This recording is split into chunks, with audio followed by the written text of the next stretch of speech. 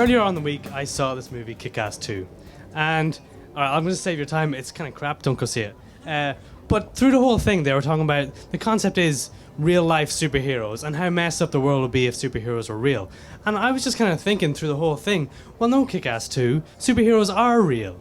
And that's kind of a bit lame and maybe a little bit delusional, but you know, behind the primary colors, behind the capes and the tights, superheroes are an ideal. They inspire us. They give us hope, you know. And yeah, this is the point where I say, oh, we're all superheroes in our own way, and you're like, nah, cut the motivational speaker crap, Cormac, and show me a comic where someone punches Hitler in the face.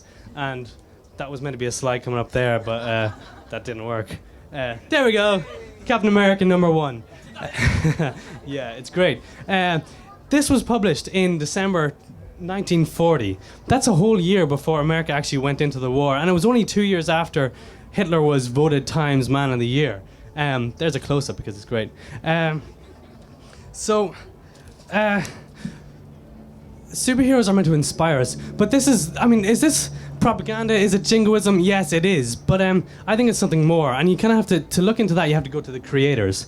Joe Simon and Jack Kirby created Captain America, and they were second-generation Jewish immigrants in America, and the whole basis of Captain America comes from that. You know, his origin basically is he's a weakling, and he gets given this super soldier serum, and it makes him stronger, fitter, better, faster, stronger, and he's this weakling. He defends the innocent with his shield, and I think a superhero with a shield is an amazing thing because I think it's beautiful, but.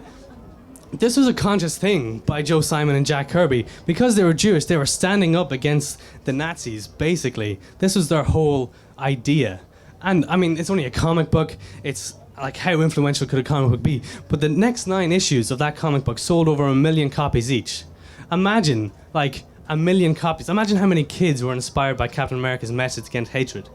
I know you're saying now, well, that's only comic books, but I'm going to bring you back to the start with Superman. Superman's the very first superhero. This was published in 1938, created by Jerry Siegel and Joe Shuster. And again, these were 2 Jewish second-generation immigrants. And the thing about Superman is a lot of it comes as well from Jewish imagery, you know, the Moses, the baby in the basket coming to Earth, the Superman versus the Ubermensch, you know, Superman as the ultimate immigrant, and that's a great panel from Hitman 36. But this is all this was the thing. Superman inspires hope in these disenfranchised, you know, minorities at the time, but no more so when it came to the radio. Now, this was a radio show that started in 1940. It was very influential in the comics. It actually introduced us to Jimmy Olsen. It introduced us to Kryptonite, to Perry White, to the Daily Planet. All these things were introduced to the comics after the radio show. And then, basically, it ran till 1952 or something.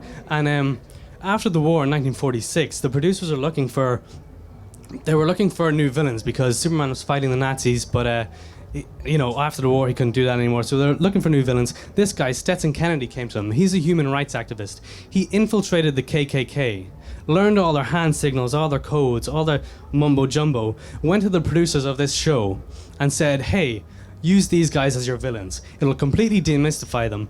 People will look at them. Superman will beat them and they'll be a laughing stock. It really worked. It was really popular, so popular that the KKK tried to boycott Kellogg's, who were the sponsors, but too many people loved Superman and loved the great taste of Kellogg's Pep to care about the KKK, and people, the membership just dropped, and people started going to KKK rallies to mock them, to actually literally mock them, because nobody gave a crap about the KKK anymore because Superman said they were bad, and that's great. But these are all comics. These are in the 40s and stuff. So you're saying now, what about real life? What about the present day? Well, this is the 70s. This is a series called Green Lantern, Green Arrow from the 70s. It was called Hard Traveling Heroes, where basically Green Arrow, who was kind of a lefty guy, brings Green Lantern on a road trip across America, and they deal with drugs and they deal with racism. And this is a great panel. It's very melodramatic, but it's pretty awesome. It actually changed a lot of comics into thinking about social issues. And the same then with X-Men, started in the 80s with Chris Claremont's run, and up to recently, this was only last year, they dealt with a lot of social issues, and the X-Men have been surrogates for so many different minorities over the last 30 years. It's ridiculous. This is the last thing here. This is a panel from a comic that came out this year called Adventures of Superman. It's an anthology published digitally. This is one of my favorite panels of the year. It shows a Superman who is pleading with this junkie psychic to stop. He wants to get him help. And that's the kind of thing that superheroes are meant to do. They're meant to help people, and they inspire us to help people as well. Thank you.